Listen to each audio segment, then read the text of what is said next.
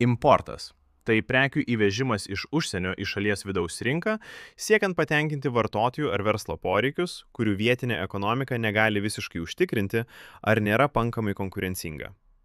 Tai neatsiejama tarptautinės prekybos dalis, leidžianti šalims naudotis platesniu pasirinkimu, pažangesnėmis technologijomis ir konkurencingesnėmis kainomis. Importo svarba ypač išryškėja globalioje ekonomikoje, kur specializacija dideliems gamintojams leidžia efektyviau gaminti tam tikras prekes ar teikti paslaugas. Tokiu būdu šalis gali koncentruotis į savo stipriąsias sritis, o trūkstamus produktus įsigyti iš užsienio. Be to, importas skatina konkurenciją vidaus rinkoje, verčia vietinius gamintojus tobulėti ir didinti kokybę. Vis dėlto, importas turi ir iššūkių.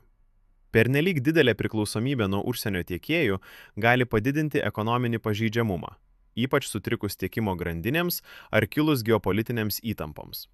Taip pat, jei šalies importas ženkliai viršyje eksportą, tikėtina šalis susidurs su neigiamu prekybos balansu ir einamosios sąskaitos deficitu, kas ilgainiui gali sukelti rimtų ekonominių problemų bei paveikti pragyvenimo lygį.